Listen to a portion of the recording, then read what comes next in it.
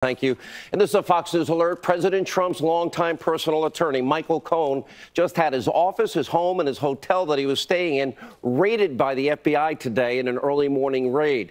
Now, what that means is Mueller's witch hunt investigation is now a runaway train that is clearly careening off the tracks. Plus, a U.S.-led response to Syria. It could happen any moment. We're watching throughout the hour. And President Trump is currently weighing options against the Assad regime following a devastating apparent gas attack against innocent men, women, and children in the eastern suburbs of Damascus. And also tonight, the former Attorney General, Loretta Lynch, she is speaking out and throwing cold water on James Comey and many of his public statements. We're going to cover all of this, and yes, I will have my response to Jimmy Kimmel's apology coming up later in the program. We have a lot to get to. Big breaking news night, big breaking news opening monologue. All right, tonight we have an explosive new chapter in Mueller's partisan witch hunt. Now, we have now entered a dangerous new phase, and there's no turning back from this.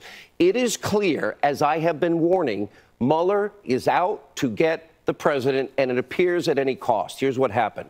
Upon referral from Special Counselor Robert Mueller, the FBI has raided the office, the home, and the hotel room of Michael Cohen, the personal attorney of the President of the United States. Now, the FBI reportedly seized records related to Cohen's payment to this porn star, Stormy Daniels, among other items. And according to Bloomberg tonight, this all came after the Deputy Attorney General, Rod Rosenstein, recommended that the Cohen investigation be pursued by federal prosecutors in New York. Now, keep in mind, Cohen was never part of the Trump administration or the Trump campaign. This is now officially an all-hands-on-deck effort to totally malign and, if possible, impeach the President of the United States. Now, Mueller and Rosenstein have declared what is a legal war on the president. And a source close to President Trump tonight is telling Fox News that Mueller's investigation is way out of control. My message tonight to Mueller is simple. If you have evidence of collusion, any at all, show it to us or end this partisan investigation. The country is hanging by a thread tonight, and you don't seem to care. The so-called Russia collusion investigation has now evolved from a baseless start to a criminal prosecution. Let's see, a Paul Manafort from a 12-year-old payments from the Ukraine to a payment to a porn star named Stormy Daniels. Now, Mueller and Rosenstein, they're truly fulfilling the mainstream media's fantasy here, at least attempting to. Now, in fact, despite all of today's major breaking news, the fake news was totally obsessed with all Michael Cohen. Now, ultimately, President Trump was forced to address this Cohen issue during a meeting with military leaders. Here's what he said. So I just heard that they broke into the office of one of my personal attorneys, good man. And it's a disgraceful situation. It's a total witch hunt. I've been saying it for a long time. I've wanted to keep it down. We've given, I believe, over 1 million pages worth of documents to the special counsel. They continue to just go forward. And here we are talking about Syria. We're talking about a lot of serious things with the greatest fighting force ever. And I have this witch hunt constantly going on. It's a disgrace. It's frankly a real disgrace. It's an attack on our country in a true sense. It's an attack on what we all stand for. So when I saw this and when I heard it like you did. I said, that is really now in a whole new level of unfairness. They found no collusion whatsoever with Russia. The reason they found it is there was no collusion at all. No collusion. This is the most biased group of people. These people have the biggest conflicts of interest I've ever seen. The Attorney General made a terrible mistake when he did this and when he recused himself, or he should have certainly let us know if he was going to recuse himself, and we would have put a different Attorney General in. We've had that hanging over us now from the very, very beginning. And yet the other side, they don't even bother looking. And the other side is where there are crimes. And those crimes are obvious. Lies under oath all over the place. Emails that are knocked out, that are acid washed and deleted. Nobody's ever seen. 33,000 emails are deleted after getting a subpoena for Congress. And nobody bothers looking at that. The president is exactly right. This is a huge, massive double standard. You think Hillary Clinton's attorneys had their offices raided during this email investigation? Not a chance. You think Hillary Clinton's lawyers, were they raided after it was determined she bought and paid for that phony Russian dossier to influence the general election? Not a chance. No investigation. Any raids, any arrests after the massive FISA abuse allegations were exposed? Not a single chance.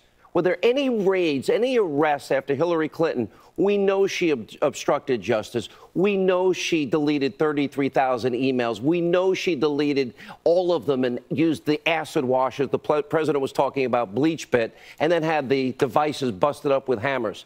Anybody do anything there? Not a chance. Everything we've been telling you about, this two-tier justice system, we don't have equal justice under the law. It should be in the minds of every American citizen tonight. Robert Mueller is so far beyond his mandate. This is now spiraling out of control. Everything that we have warned you about is now coming to fruition. And Mueller has ostensibly tonight declared war against the President of the United States. Clearly, his objective is to remove him from office. Now, I told you, and I've told anyone who will listen, Mueller's team is corrupt, starting with him, and it has been from the beginning. Now, show us the evidence of collusion or this investigation needs to end. Ultimately, Mueller's runaway investigation can all be traced back to one unfortunate act. The president alluded to this. The Attorney General, Jeff Sessions, recusing himself from the Russia investigation, leaving Rod Rosenstein, let's see, Mueller's best friend, Comey's best friend, McCabe's best friend, to act in his behalf. He is basically the Attorney General. And tonight, as this investigation is now spiraling out of control, it is time to start making moves, perhaps, maybe even like Congressman Mark Meadows suggested, impeaching Rosenstein. And we'll explain that later in the program. And this leads us directly, by the way, to our next story. The slow release of these subpoenaed documents from the Justice Department to the House Judiciary Committee, the House Intel Committee, regarding the FBI's Clinton email investigation and the potential FISA abuses during the presidential election. The Attorney General, Jeff Sessions, appointed a U.S. attorney to oversee the delivery of more than 1.2 million documents. So far, the Justice Department has offered 3,600. That's it. Why are they slow walking? Why aren't they handing over what Congress has subpoenaed, and it is their constitutional right to look at vis-a-vis oversight? According to a new report tonight from Sarah Carter, quote, some lawyers are now saying the DOJ's appointment is nothing but political theater to avoid contempt of Congress. Make no mistake, these documents are crucial if we're going to find answers about how the Obama Justice Department, under Loretta Lynch and the FBI Director James Comey, handled, or rather mishandled, the Clinton investigation. These documents will shed light on how Hillary was cleared of all charges. I've never heard of an exoneration before an investigation before, and I doubt any of you have as well.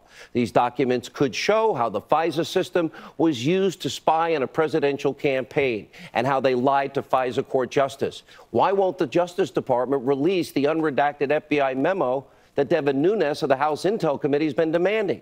What was used, of course, to justify the entire Russia collusion investigation to begin with. Now, this is more than frustrating, and just one more example that we now live in a country with a two-tier justice system. This is what I've been warning you about. The FBI is more than capable of tracing a Russia collusion investigation somehow to a porn star and the door of Donald Trump's personal attorney, Michael Cohen, but the Justice Department of the United States of America is slow-walking and purposely not even releasing documents they have in their possession that has been subpoenaed by the United States Congress, the Judiciary Committee, the Intel Committee. It's shameful. This should alarm every person watching this broadcast tonight. And we'll have a lot more on that in a few minutes. Alan Dershowitz, Sarah Carter, Greg Jarrett are all here. But the media, while they're obsessing over Michael Cohen, yeah, there are really important stories to bring to you. Over the weekend, according to multiple reports on the ground, an anti-Assad suburb of Damascus was subject to a deadly chemical weapons attack. Horrific video captured from the scene. It shows men, it shows women, it shows children gasping for air, foaming at the mouth, with many laying on the ground dead from what appears to be yet another gas attack from the Assad regime against their own people. And as we speak, the president is once again weighing his options in Syria. And here's what the president said about this earlier today. We're going to make a decision tonight or very shortly thereafter, and you'll be hearing the decision. But we can't let atrocities like we all witnessed, and you can see that, and it's horrible. We can't let that happen. In our world, we can't let that happen, especially when we're able to, because of the power of the United States, because of the power of our country, we're able to stop it. We have a lot of options militarily, and we'll be letting you know pretty soon. Okay? Thanks, everyone. Thank you all. Probably after the fact. Now, according to General Mattis, all options were on the table, including a military response in Syria. Earlier today, the president said he would make a decision in the next 24 to 48 hours. Russia and Iran are now coming to Assad's defense, denying Assad actually launched the chemical attack. And as I have said many times on this program, just one more reason this flawed Iranian nuclear deal needs to be canceled immediately. I believe the president will do that soon. Now, as the president said, Russia should also be paying a big price for supporting Assad, including new sanctions and political restrictions. And of course, this comes a little over a year after President Trump, remember, he launched dozens of cruise missiles, heavily damaging an airbase in Syria after a similar gas attack in 2017. And sadly, this also comes after years of complete and utter total inaction from the Obama administration. Remember, Obama's imaginary red line in the sand and the price we've now paid. This goes back to 2012. We have communicated in no uncertain terms with every player in the region that that's a red line for us, and that there would be enormous consequences if we start seeing movement on the chemical weapons front or the use of chemical weapons. That would change my calculations significantly. Now, of course, the red line was crossed, Obama's bluff was called, and the region fell into complete and utter chaos with many subsequent gas attacks to follow. Then in 2013, the Obama administration struck an utterly laughable diplomatic agreement with Assad, which guaranteed the removal of 100% of the chemical weapons from Syria.